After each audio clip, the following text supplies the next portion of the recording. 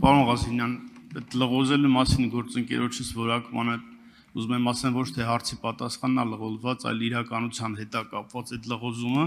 եւ մասնավորապես ինձ հետաքրքրում է, որ դուք աշխատելով Հայաստանի Հանրապետության ամենամեծ աշխատակազմ ունեցող հիմնարկությունում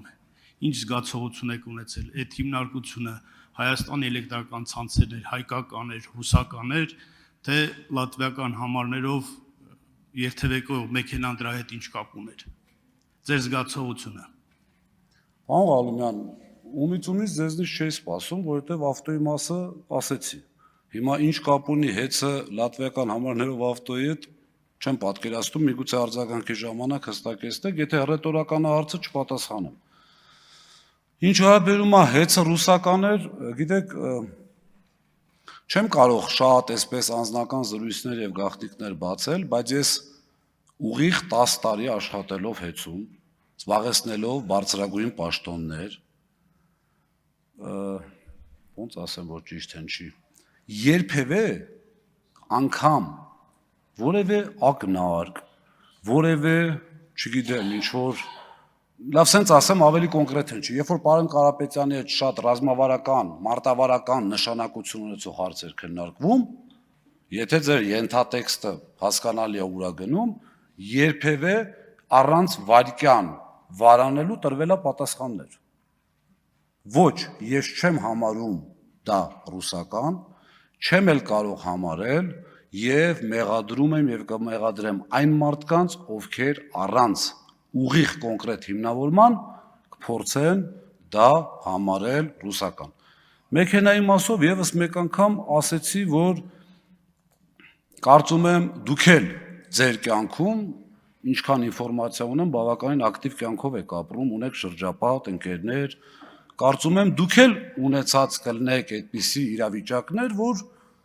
բացարձակ մոտ ընկերոջ, եղբոր եւ այլն մեքենան վարելու խնդիր չկա որպես այդպիսի։ Մեքենան նորից կրկնում եմ, տեղ անձնագրի վրա գրած է եղել Լատվիայի պատվո հյուպատոսություն, որպես սեփականատեր։ Դա ոնց կարող էր իմ մեքենան լինել, ես չգիտեմ։ Եթե պետքա ինչ-որ մեկը, հետևից հարցերն եմ փակում, կարող է մի հատ հարց դուրս գա, էլի։ Եթե ինչ-որ մեկը պետք է ասի քո ավտոն էր տարար գրանցեցիր, կներեք չէի կարող բավականին թանկարժեք մեքենա տանեի գրանցեի ուրիշի անունով եւ այդպես մնար։ Արձագանք։ Պարոն Ղազինյան, հարցս ձևակերպելիս ամենևին չեմ մտադրվել, որ ձեզ սուր հարց տամ, ես ընդամենը իրական փաստեր, որոնք իմ կողմից չեն ներկայացված, մամուլում հայտնված, մասնավորապես Զախարովայի ելույթի հետ կապված ռուսական բիզնեսի հետ, այդ կտորները իրար կպսրի եւ հետաքրիր ձեր տեսակետը։ Հիմա արձագանքի ժամանակ հաջորդ հարցն եմ ուզում տամ, երբ մենք հանրային ծառայություններ կարգավորող հանձնաժողովում քննարկում ենք հեծի հարցը, այնտեղ բավականին մեծ թվով հեծի պայմանագրային ներդրումների մասին էր խոսում, եթե չեմ սխալվում 140 միլիարդ դրամ, որից 70 միլիարդը պետք է ուղղվեր գոյություն ունեցող բաժանորդներին մատակարարվող հոսանքի որակը բարելավելու համար, որից 40 միլիարդը ներդրումը չէր կատարվել եւ ներդրվել նոր բաժանորդներին հոսանք մատակարարելու գործին։ Այս տվյալները իրական տվյալներ են, կարող են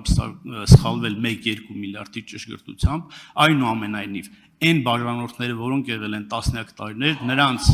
էներգիան բարելավելու համար գումար չի ծախսվել եւ նոր բաժանորդներ ընդգրկվել հեծի կողմից տրամադրվող այդ հոսանքի ցանցում։ Արձագանք։ Պարոն Ղալումյան, մեծ է գայթակղությունը ուղղակի ասել, որ դիմեք ձեր նախկին կուսակցական ընկեր պարոն Մեսրոպ Մեսրոպյանին, բայց ես հիմա ձեզ կփորձեմ շատ հանգամանալից բացատրել ինչա կատարվում։ Հեծը երբ որ ներկայացնում է ներդրումային ծրագիր, այն հաստատում, փոփոխում, ընդունում կամ չընդունում իրականացվում է ՀՑԿ-ի կողմից։ Երբ որ նոր միացումների քանակը շատացավ, շատ զարմանալիորեն ձեզ համար ամենայն դեպս թղթի վրա անկախ, բայց սա հիմնավոր եմ ասում, իրականում կախյալ հանձնաժողովը որոշում կայացրեց, որ հեծը այդ փողը չպետք է ծախսի։ Այդ ձեր ասած բաժանորդների սպասարկման որակի վրա։ Այլ պետք է ծախսի նոր միացումների վրա։ Դա եղել է հանձնաժողովի որոշումը, եթե դա սխալ է, խնդրում եմ իրար հետ ամբողջ ազգային ժողով պատասխանության ենթարկենք հանձնաժողովին։